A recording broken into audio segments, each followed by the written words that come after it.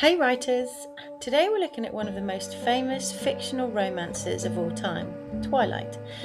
But we're putting our story doctor hats on to ask a massive question. Is Edward Cullen actually a romantic hero, or is he a walking, talking red flag? How long have you been 17?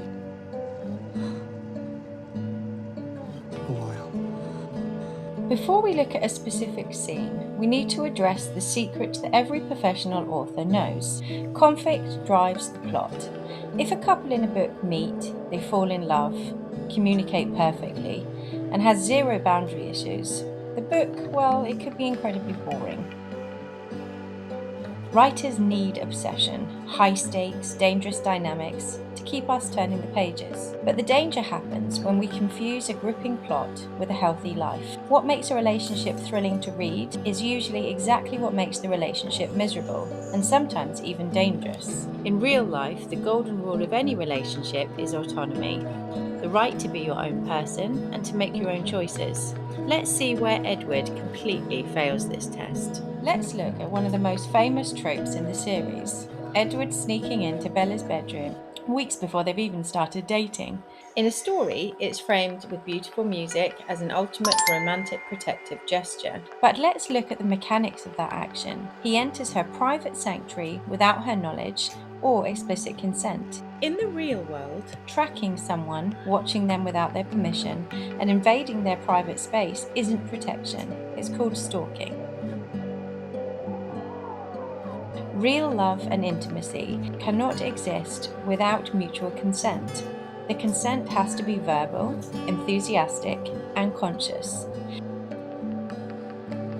If someone has to bypass your boundaries to protect you, they're prioritizing their control over your safety. Please go out into the hall so I can get Don't dressed. flatter yourself. I'm not looking. This brings us to our first writer's deconstruction. If you're watching this with your notebook, pause the video here and think about it from the writer's perspective. If you were rewriting this scene to make Edward a genuinely respectful partner, how would he behave when he feels the urge to protect Bella like that? How do you write a character who is protective without stripping away the person's privacy? Jot down your thoughts on how a healthy character may handle these boundaries. Our second diagnosis happens in Eclipse, Now. She has a right to know. when Edward literally removes a part of Bella's truck engine so that she can't drive to her friend Jacob's house. He claims it's because the werewolves are dangerous and he wants to keep her safe. That may sound exciting, and in creative writing, when you take away a character's ability to make a choice, you steal their agency. In real-world relationships, when one partner controls where you go, who you see, or physically limits your independence under the guise of caring for you, it's a red flag, and it's called coercive control. A healthy partner might express their worries, but they will ultimately respect your intelligence and your right to make your own choice. Control disguised as care is still control. Can you have high stakes and romance without toxicity? Absolutely.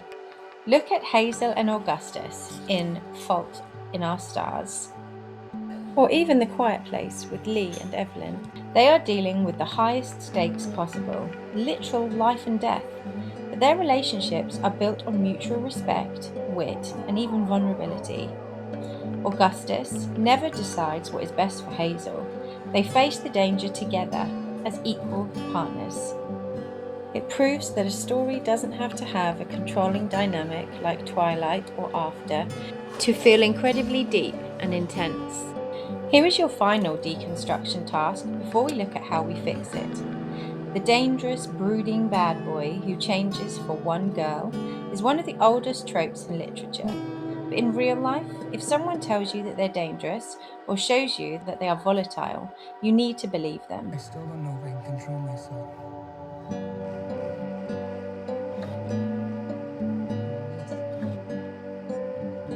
It is never your job to fix or rescue someone. Take a moment to pause the video and reflect.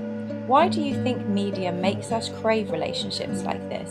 Something that feels like an emotional roller coaster, rather than ones that are actually peaceful and secure.